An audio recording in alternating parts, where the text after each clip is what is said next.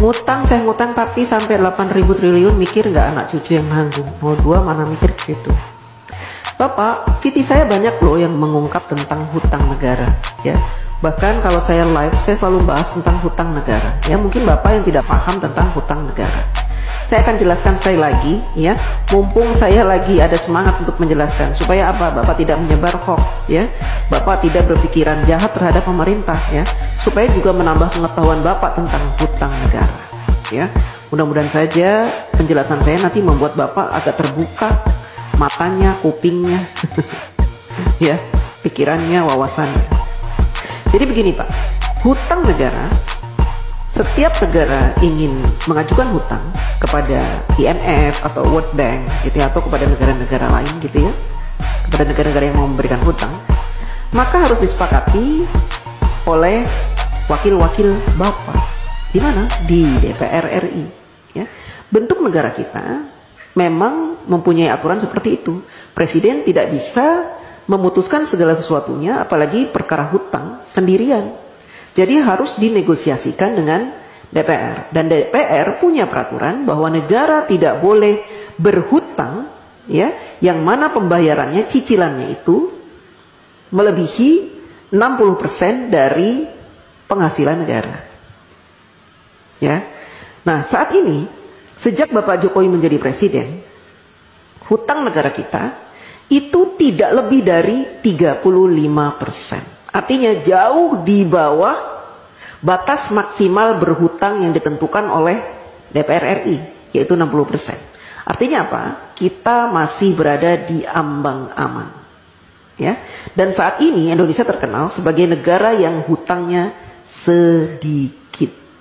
Dibanding dengan Jepang, Amerika yang sampai 200% dari PDB-nya, Jepang sampai 210%, kemudian negara-negara lain, ya, bahkan tetangga-tetangga kita, Singapura, hutangnya itu banyak Pak. Berbeda dengan kita hutangnya sedikit.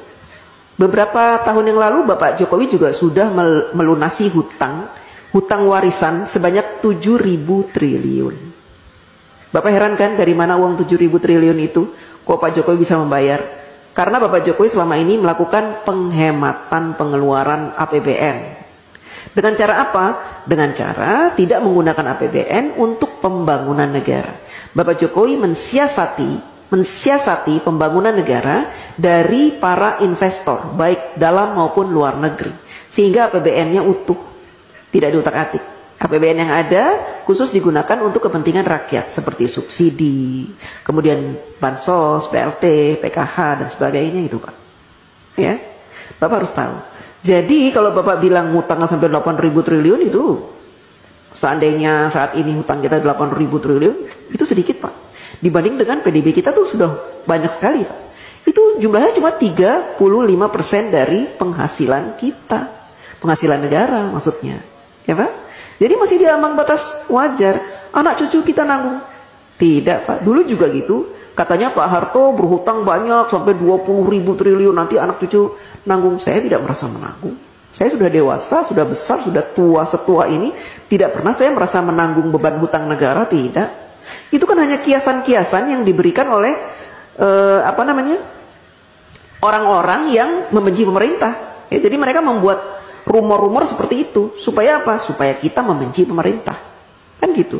Kita awam, orang awam, tidak pernah diberikan pemahaman tentang hutang negara, sehingga yang ada di pikiran kita, hutang, negara berhutang, nanti anak cucu kita akan membayar. Tidak Pak, ya.